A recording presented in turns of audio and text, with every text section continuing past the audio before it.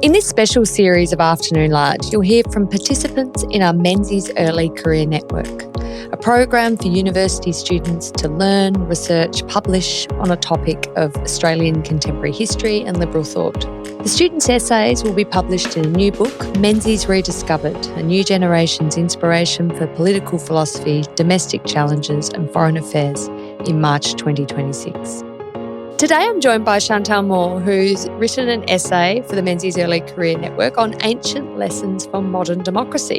And Chantal has completed a Master of Research in Ancient History at Macquarie and is now moving on to a PhD. It's wonderful to have you here, Chantal. Thank you very much for having me. Now, what attracted you to the Menzies Early Career Network? I found it a bit of a unique program and there were a few different benefits. I think I liked that there was a bit of a larger cohort and there was that focus on collaboration across the different participants so we could learn from each other at the same time of doing it, whereas a lot of these programs there's one or two people. But then also I like the part of the Institute's philosophy around improving access to history and really advocating for the benefit regardless of the type of history, but just making sure that students are interested and have access and engaged with it, because that's one of the common threads running through my research and one of the things that I like to advocate for, especially in Australia. We don't really have that focus and there is an emphasis on subjects like STEM and ones that are more focused on the more obvious job markets, but to show not only the importance of learning history for its own sake, but showing the modern value that it can hold as well. Absolutely. What was the, most impactful thing you got out of the program? I think it provided me with a different perspective on things, especially because for a topic like Menzies, of course, we come across it in kind of learning about the prime ministers, and that kind of educational aspect can be one-sided, but really diving into past the just learning about the chronology and the things that happened to see how each of the other scholars have taken different angles to what might seem a kind of a flat reading of history, and see how things can be flipped and how, even though we've taken very different subjects and issues, how they all link together the more we talk about it, and then how you can see the complex web of policy making and government and interpersonal relations with the people that enacted this history and how it all comes together in one thing that we look back on and can learn from. Oh, absolutely. Well, you certainly did take a different perspective in your approaching your paper. Absolutely fascinating comparing ancient democracies to the systems practiced during the Menzies era. It's an obvious question, perhaps, but maybe has a less obvious answer. What attracted you to this topic?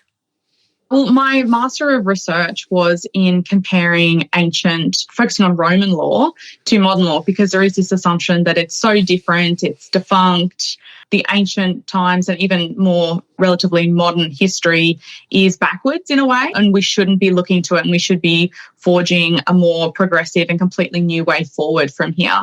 Whereas the more that you dive into that, you can see how advanced across all of history, different cultures and different governments and ways of managing societies, we can really learn from it. So that was my kind of background. And so coming to the program, I'm interested in modern Australian political history as well, but I hadn't thought of it from that lens before. So I decided to kind of combine the two and see not only comparing today to the past, but drawing a link between even more ancient societies and governments where a lot of modern systems, democratic values, ways of managing politics and government, where they originated. And so what can we learn from how they originated, how they evolved over time, and kind of draw a line from those ancient times through the kind of mid-20th century Australia period and then through to today, and where you can see events or characteristics or leadership styles that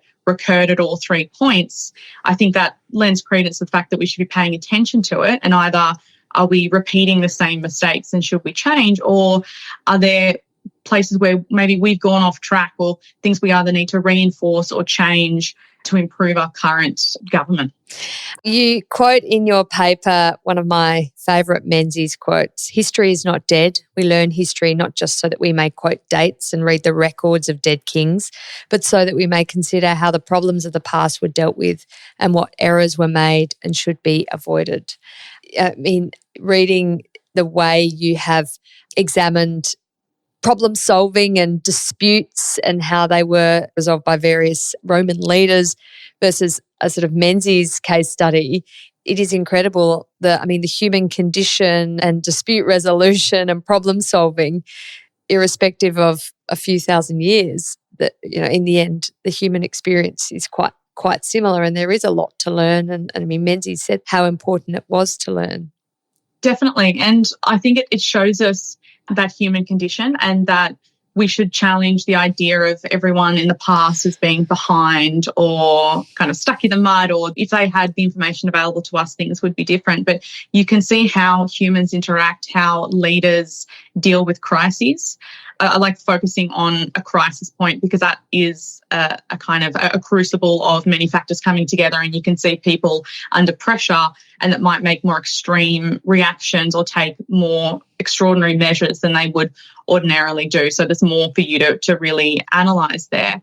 But you can see how similar the cases are across time, and therefore I think as a result of them being so similar, we can really pick them apart and see what did this leader do at this time, and it might have been 2,000 years ago, but if we're seeing the same things happening again, especially when it comes to, when you're talking about crisis, emergency powers, and you look at what just happened through COVID and how there was a lack of information and decisions needing to be made on that lack of information. And so, mistakes were made, but how do we, rather than just saying, we can't prepare for everything, what can we look back on? Have these things happened before, and how do we safeguard not only correct policy and decision making, but making sure that we protect our institutions at the same time? So acknowledging that sometimes those decisions will have to be made and they might impinge on some of our rights. How do we make sure checks and balances and the separation of powers and these things that are so vital to our way of life and our democracy and our whole tradition, how do we make sure that when we do have these emergencies, that at least there's that safeguard as well? Yeah. You write about Menzies as a civic Republican, and you connect that to ancient understandings of the relationship between the citizen, the state and society. Can you explain what you mean by all this? Yeah. So I might start with a preface that any definitions and these kind of concepts are really tricky. Just talking about one person, let alone going over millennia and trying to compare people. So when we use terms like democracy and republicanism and even checks and balances, they meant very different things. And what we think is democracy, even going back to kind of the more pure origin of democracy in ancient Greece, looks nothing like what we think of as democracy. But having said that, if you look at the kind of the broad outlines of what these concepts may mean, civic republicanism really focuses on the role of the citizen and the power that they have within the broader governmental system. And so when we look at ancient Rome and the power being held by the few and masses really not involved in the system, we might not think of that kind of republicanism. But if we look at the actual Roman Republic, so before the emperors, and we got into what everyone kind of thinks of ancient Rome in that way, if we look in the Republic with Cicero, there was still attention paid to keeping the people on side. And that's something, even when you have what looks a bit more autocratic, like with the emperors, you still have the people hold that power to overthrow the leader. So while they relatively have little power, there needs to be, the breads and circuses were used as one way of keeping people in line. But then earlier in that Republic with Cicero, the speeches to the people outlining decision-making, even if it isn't a direct vote for decisions, but keeping communication, keeping education, levelling up the capability of citizens to make sure that they are both aware and able to participate in the political setting. And I think that's something that was really mirrored in the Menzies era. There's kind of probably 2 points to make on Menzies as a civic Republican. One is how he saw the role of democracy, and a lot of his behaviour was really on that levelling up of the citizen, making sure education is as available as possible, really supercharging the tertiary sector and making sure there's more equitable access for people to have an opportunity to get a university degree. And that is a really vital part of civic engagement, because if you don't know and you don't care and you're not given the opportunity to know what politics is, what the parties are, what are they doing, what are their philosophical backgrounds, how should that influence your vote. So I think the education element is a large one. And then the other massive part is the communication and the speeches. So we have the forgotten people speeches, the one everyone thinks of, but there's a range of speeches on every possible topic you can think of.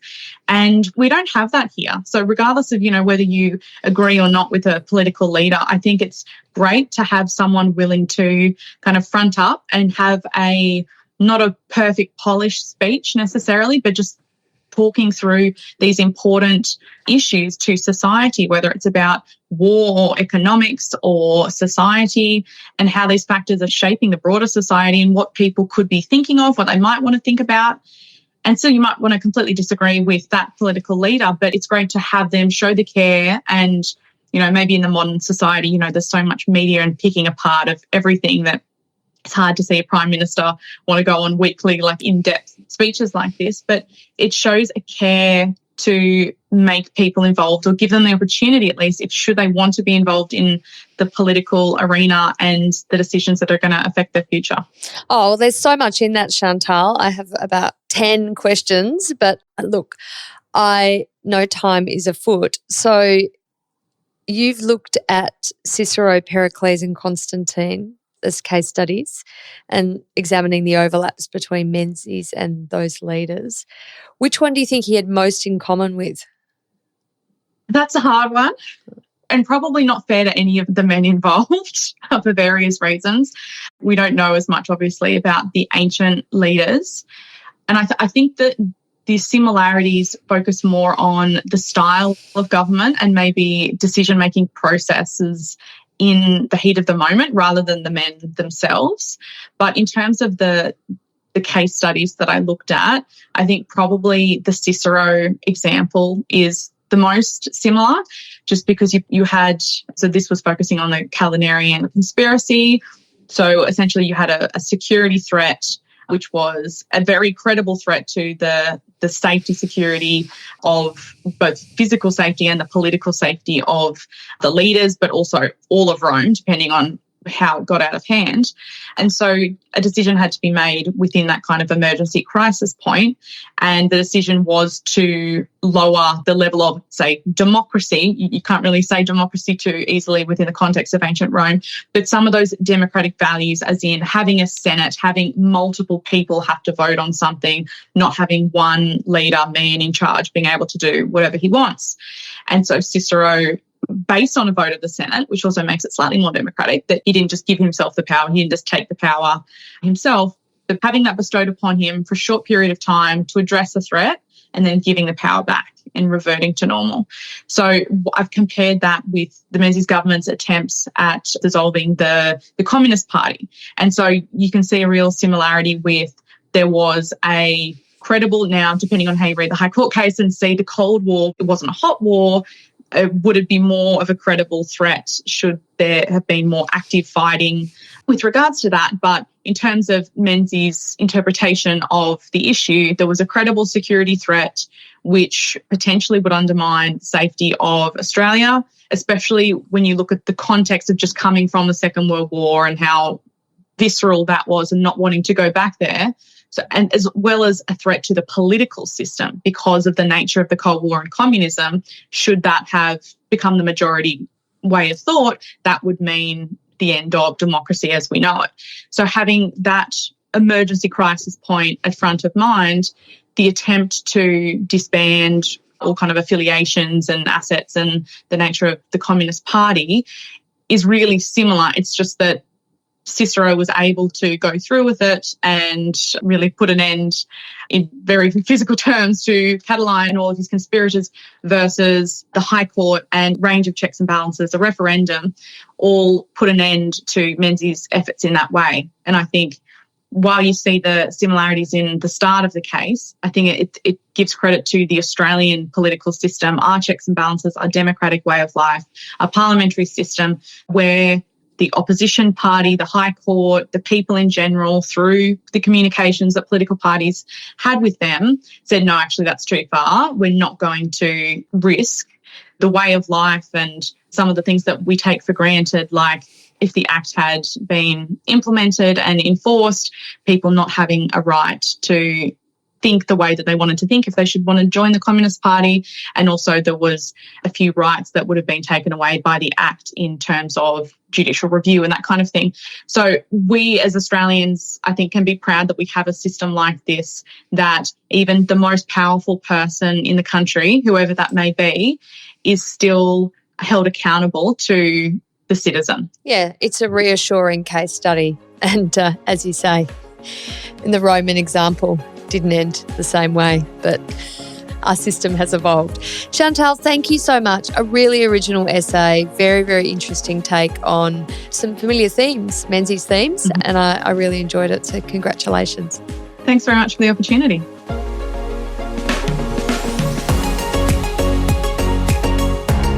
Thanks for listening to this special series of Afternoon Light, featuring interviews with participants in the 2025 Menzies Early Career Network. To follow more of our work, make sure you subscribe to this podcast and explore our other content at the Robert Menzies Institute website, robertmenziesinstitute.org.au.